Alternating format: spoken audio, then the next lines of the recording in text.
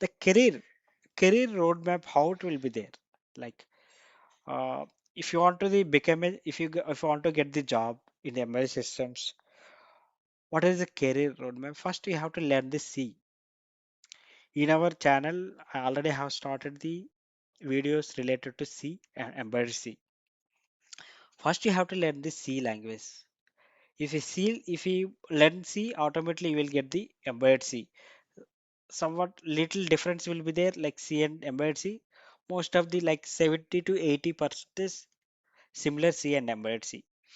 Embedded C is embedded C, the main difference is like C we can use for the applications, desktop applications, and some normal applications we can use. But embedded C only dedicated for microcontrollers. Okay. First you have to learn the C. After that embedded C. In the description, I will give the like video link, C language, how to learn, and sample C programs. That kind of small videos I have shared you in the description. You can find it. And next is the microcontroller. You have to learn about the microcontrollers. Different microcontrollers are there, like 8-bit microcontroller, 32-bit, 16-bit microcontroller, 32-bit microcontroller, different at mega 32, and 8051 microcontroller will be there, and ARM microcontrollers, infinite microcontroller, different microcontrollers will be there.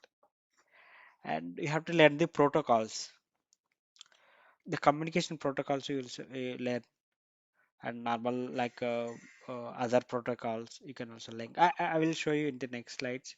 And RTOS, real-time OS, real-time operating systems, and projects. If you learn all these things, then definitely you will get the good good career path in the embedded systems. The career opportunities, where if you learn these things, what all career opportunities will be there. Embedded system is one of the most interesting engineering fields. Like you can work as a embedded software engineer, embedded firmware engineer, device driver engineer, AUTOSAR engineer, automotive software engineer, okay, IoT developer, embedded Linux engineer, functional safety engineer, automotive cybersecurity engineer. This is the my current uh, working. I am working as an automotive cybersecurity engineer, automotive engineer. You can automotive cybersecurity engineer.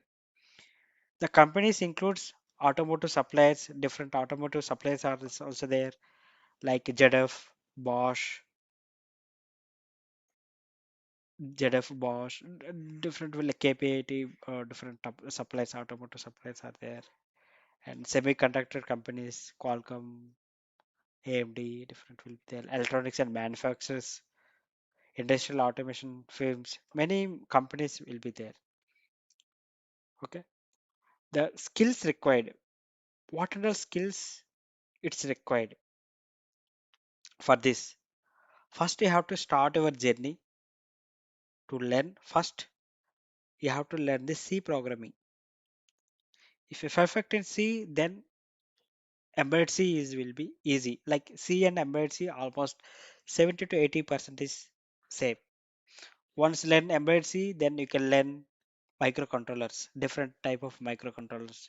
Then you can learn the protocols, communication protocols like UART, SPI, ITC, CAN protocol, UDS protocol. Different protocols will be there based on the career path. Based on the career path, you can learn the many protocols. Then the CAN protocol. Next, take RTOS, embedded debugging.